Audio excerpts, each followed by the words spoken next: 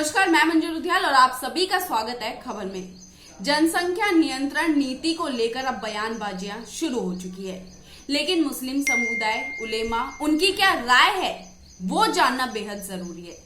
वो हम आपको दिखाएंगे, हर राय को आपके सामने रखेंगे, लेकिन उससे पहले आपसे अनुरोध करेंगे इस वीडियो को ज्यादा से ज्यादा शेयर कीजिए, साथ ही अपनी राय हमारे कमेंट बॉक्स में लिखना ना भूलिएगा। देखिए पूरी रिपोर्ट। उत्तर प्रदेश की योगी आदित्यनाथ सरकार जनसंख्या नियंत्रण के लिए नई नीति लेकर आई, जिस पर सियासी घमासान अब छिड़ गया है। मुस्लिम समुदाय संगठन से जुड़े लोग, मुफ्ती, इमाम, मौलाना, उलेमा दो धड़ों में बंटते हुए नजर आ रहे हैं। एक धड़ सरकार की पॉलिसी को लेकर मुखर है तो दूसरा धड़ सादी प्रतिक्रिया दे रहा है।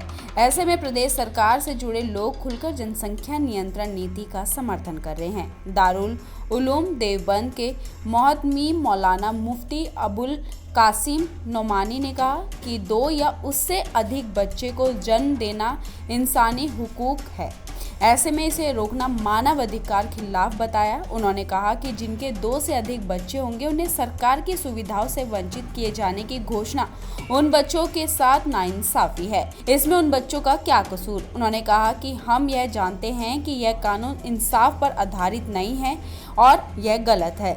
इस कानून से हमारे कौम के साथ इंसाफ नहीं होगा। वहीं दिल्ली के फतेहपुरी मस्जिद के शाही इमाम मुफ्ती मुकरम अहमद ने जनसंख्या नियंत्रण कानून को सियासी खेल करार देते हुए कहा कि इसमें मुसलमान नहीं फंसेंगे। उन्होंने कहा कि सरकार ये कानून को लाकर बहुसंख्यक वर्ग को अपने पक्ष में लामबंद करने की कोशिश कर रही है। ऐसे में ना तो इस कानून का हम विरोध करेंगे और ना ही स्वागत। उन्होंने कहा कि पूरे देश के लिए भी अगर कानून आता है तो इसमें कोई गलत नहीं है, लेकिन जानबूझकर सिर्फ मुसलमानों को टारगेट करने के लिए कानून लाया जा रहा है। All India Muslim personal law board के सदस्य कमल फारूकी कहते हैं कि सरकार का मकसद जनसंख्या नियंत्रण करना नहीं बल्कि समाज को बांटना है। सरकार इसके जरिए समाज के उच्च वर्ग को खुश करना चाहती है और दलित, पिछड़े और कमजोर लोगों को उनके अधिकारों से वंचित करना चाहती है। जनसंख्या नियंत्रण कानून का अंतिम प्रारूप सामने आने पर अध्ययन के बाद पर्सनल लॉ बोर्ड देखेगा कि इससे किसी तरह हमारे मजहब को कोई नुकसान तो नहीं हो रहा।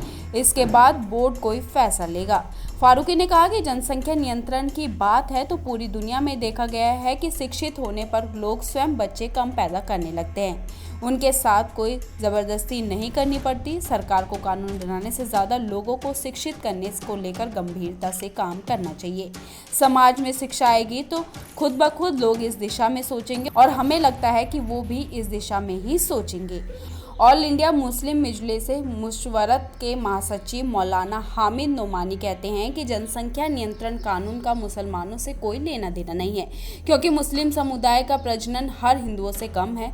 सरकार अगर कोई कानून बनाती है तो सबके लिए होगा, किसी एक समुदाय के लिए नहीं होगा। बीजेपी इसे हिंदू और मुस्लिम बनाना चाहती है, लेकिन यूपी सरकार जनसंख्या नियंत्रण को लेकर जो नीति बनाया है उस पर तो विश्व हिंदू परिषद और बीजेपी के सहयोगी दल जेडीयू को भी ऐतराज है। अगले साल होने वाले चुनाव को देखते हुए बीजेपी ने एक सोसा छेड़ा है, लेकिन मुसलमान इस ट्रैप में फंसने वाला नहीं है।